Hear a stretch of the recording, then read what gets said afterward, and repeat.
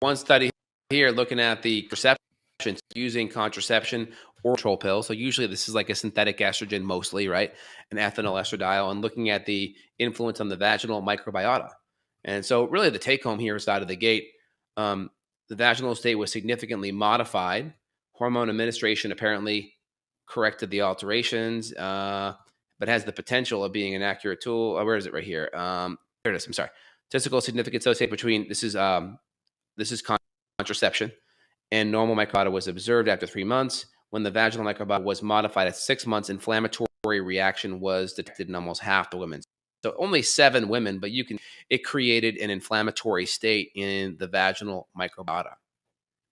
Okay, so just to confirm, yeast, you're saying... And then also yeast colonization was increased, and it created an inflammatory reaction in 3 out of 7 women, and it altered some of the beneficial bacteria in the vaginal area. Now, small study, but you can see, 3 out of 7, it affected this. And this is what we see clinically with a lot of our female patients, is some of these things can be affected because it's affecting, 1, it's creating inflammation. 2, it's causing more yeast to grow, impacting some of the good bacteria. And how does it do this?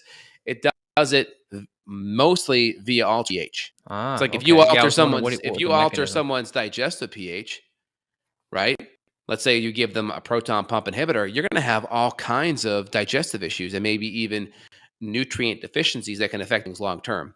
Obviously, with birth control pills, there's other things they do. They can create issues with nutrient absorption, or they can cause nutrient deficiencies in areas of B vitamins, folate, and also calcium and magnesium. So we see a lot of women that do birth control pills have a lot of those nutrient problems. So if you're on a birth control pill, ideally it's better to use something that's more barrier based, or if you want to set it and forget it method, potentially looking at the Paragard, which is a copper IUD. You just have to make sure you can handle the copper.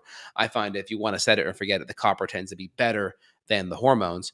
But ideally, a barrier method, it's not internal all the time. It's probably better. So that just kind of gives you a couple options there. Yeah, I've heard some horror stories about the copper ones too. So like you said, it could be a problem, but that's very interesting. Not everyone has problems with it. I mean, women that tend to cramp a lot, they could have, because that cramping, that IUD being in that uterus, sometimes that can cause pain, but it just depends kind of where women are.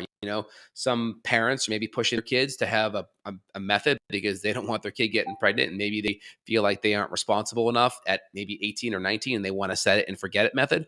If you want that, I would recommend doing the Paragard before you go to a hormonal method. Yeah, for sure.